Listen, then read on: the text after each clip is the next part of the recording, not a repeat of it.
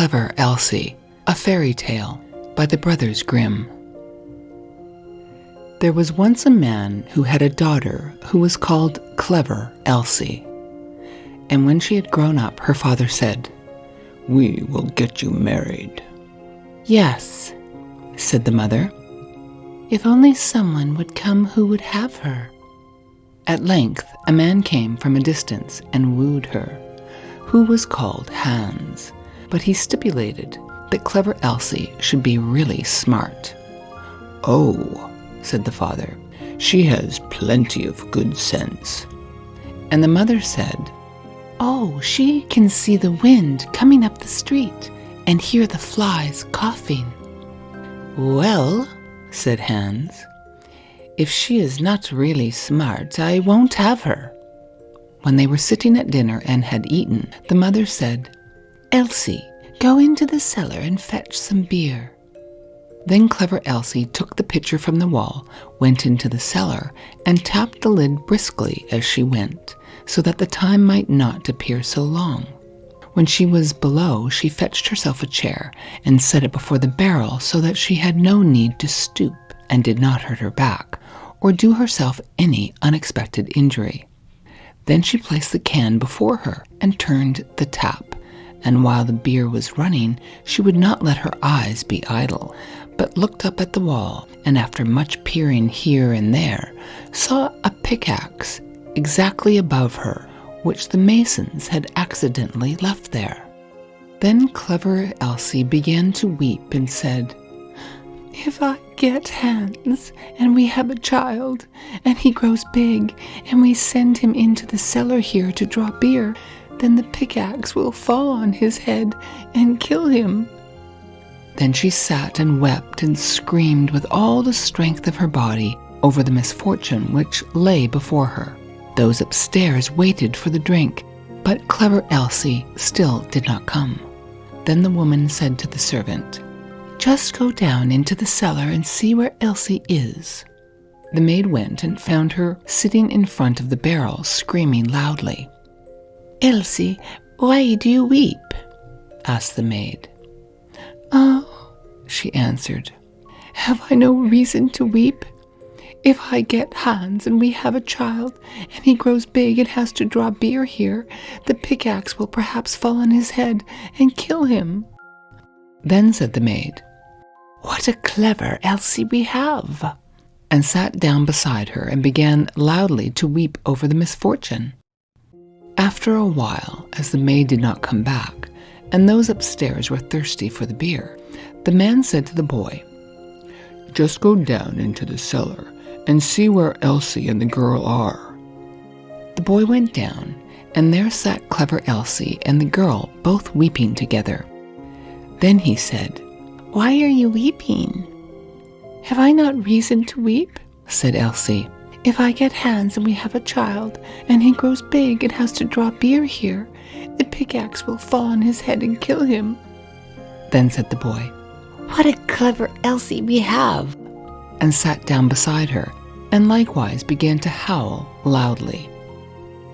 Upstairs they waited for the boy, but as he still did not return, the man said to the woman, "Just go down into the cellar and see where Elsie is."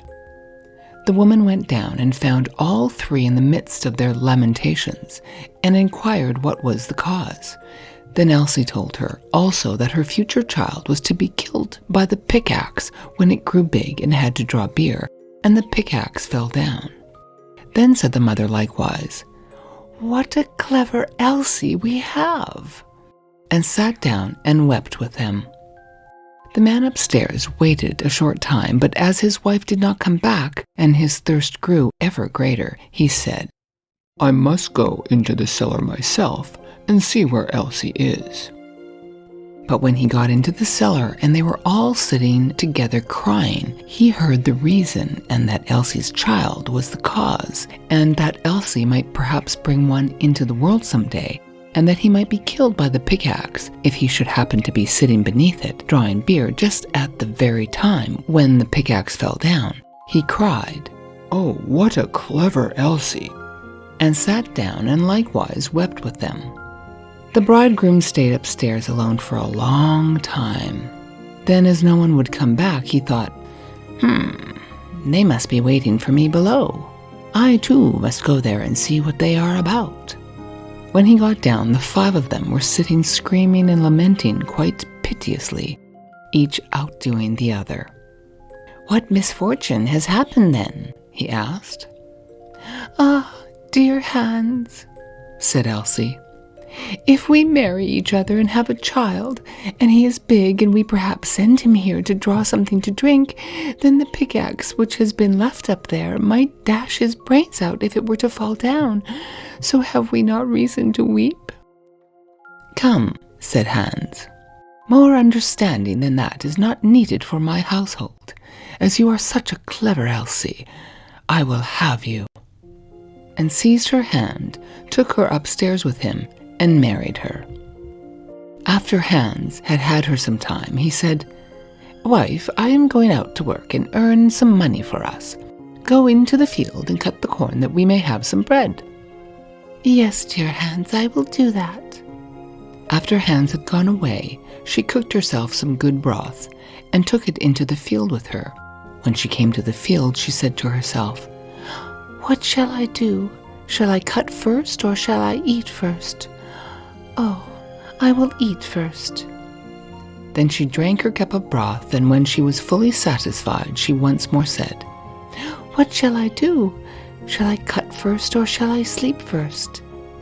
I will sleep first." Then she lay down among the corn and fell asleep. Hans had been at home for a long time, but Elsie did not come.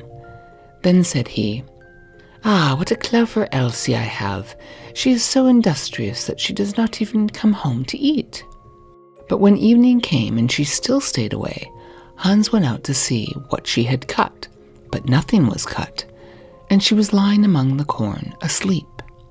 Then Hans hastened home and brought a fowler's net with little bells and hung it around her neck, and she still went on sleeping. Then he ran home, shut the house door, and sat down in his chair and worked. At length, when it was quite dark, clever Elsie awoke, and when she got up there was a jingling all around her, and the bells rang at each step at which she took. Then she was alarmed, and became uncertain whether she really was clever Elsie or not. And she said, "Is it I, or is it not I?" But she knew not what answer to make of this, and stood for a time in doubt. At length she thought, "I will go home and ask if it be I, or if it be not I. They will be sure to know." She ran to the door of her house, but it was shut.